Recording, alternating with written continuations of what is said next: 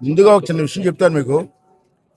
నేను last time స్వామివారి దర్శనంకి వచ్చాను. నేను అప్పుడు రాజ్యసభ ఎలక్షన్ కావలేదు.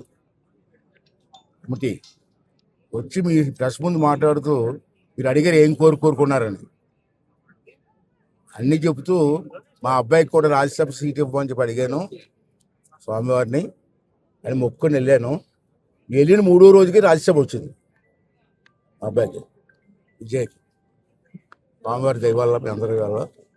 మరి ఈ రోజు ఎందుకు వచ్చామంటే మాదొక కమిటీ, వైల్డ్ లైఫ్ కమిటీ అని. జూస్ ఉన్నాయి కదా, మన జూలు ఉన్నాయి కదా, జూలు డెవలప్ చేయడం కోసం చెప్పి ఒక కమిటీ ఉంది. ఈ కమిటీ అన్ని రాష్ట్రాల్లో లేదు, కొన్ని రాష్ట్రాల్లో ఉంది. దాంట్లో మన ఆంధ్ర రాష్ట్రం ఒకటి. దీనికి ఎవరైతే స్పీకర్గా ఉంటారో వారు చైర్మన్గా ఉంటారు, మిగతా వాళ్ళందరూ మెంబర్లుగా ఉంటారు. వారిలో శ్రీనివాసులు గారు, పులపర్తి నాని గారు, నరేంద్ర వర్మ రాజు గారు, గుండు శంకర్రావు గారు, బాలవలస శ్రీకాంత్ గారు చెప్పి అందరూ కూడా కమిటీ మెంబర్లు. దానికి నేను చైర్మన్గా ఉన్నా. 2 days బ్యాక్ నేను కమిటీ టూర్ వేసాం, విశాఖపట్నం జూని సందర్శించాం.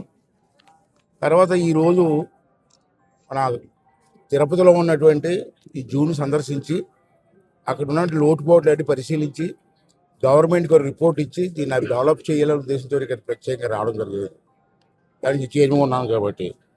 మరి ఇక్కడ చూస్తే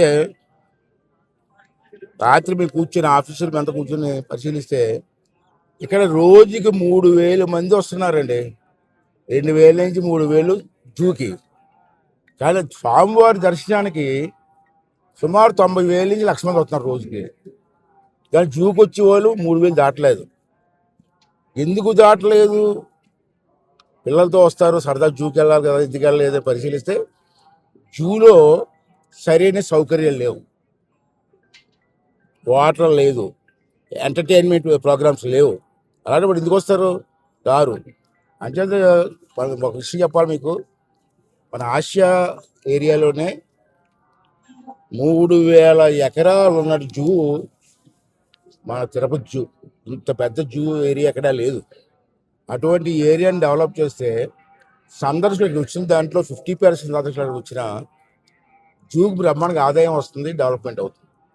అయితే ఆ ఉద్దేశంతో మేము రావడం జరిగింది. ఇప్పుడు ఇది అయిపోయింది, దర్శనం అయిన తర్వాత తిన్నగా జూకి వెళ్తున్నాం. మధ్యాహ్నం 1 గంట వరకు జూలో ఉండి అంతా పరిశీలించి ఏం కావాలి, అక్కడ వాటర్ ప్రాబ్లం ఉందని చెప్పారు రాత్రి.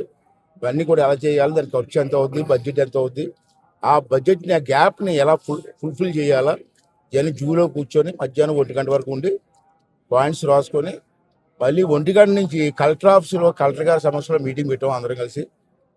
దీనికి ఫండ్స్ ఎక్కడి నుంచి రావాలా, గవర్నమెంట్ బడ్జెట్ ఎంత ఇవ్వాలా, మరి మన ఫ్యాక్టరీలు ఇది సిఎస్ఆర్ గ్రాంట్ ఉంది, ఇక్కడ అన్ని ఫ్యాక్టరీలు ఉన్నాయి, సిఎస్ఆర్ గ్రాంట్ని ఎంత ట్యాప్ చేయాలా, అలాగే గవర్నమెంట్ బడ్జెట్ ఇవన్నీ ఉన్నాయి. టీటీడీ ఉంది, తిరుపతి దేవస్థానం ఉంది. స్వామివారి ఆశీర్వాదంతో అది కూడా డెవలప్ చేయొచ్చు. జరిగే ఎంతోమంది భక్తులు వస్తున్నారు, వాళ్ళ ఆదాయం ఉంది, టెంపుల్స్ డెవలప్ చేస్తారు. ఆ జూను కూడా తిరుపతి దేవస్థానం వాళ్ళు డెవలప్ చేయడం కోసం, రిక్వెస్ట్ చేయడం కోసం కూడా ఈ మీటింగ్ ఉపయోగిస్తుంది. అంటే నా ఉద్దేశం ఏంటంటే ఒక మంచి సెంటర్ ఇది. టూరిస్టులు 1,000 మంది వస్తున్నారు. వాళ్ళకి వచ్చిన తర్వాత దర్శనం చేసిన తర్వాత ఎక్కడికి వెళ్ళాలో తెలియదు, మళ్ళీ ట్రైన్ కోసం వెయిట్ చేస్తుంటారు. ఈ గ్యాప్లో జూకి వెళ్ళి పిల్లలతో కుటుంబంతో వెళ్ళి ఆ జూలో ఎంజాయ్ చేయడానికి ఒక మంచి ఎంటర్టైన్మెంట్స్ ఏర్పాటు చేస్తే బాగుంటుందని చెప్పి నా ఉద్దేశం. దానికోసం అందరూ వచ్చాం.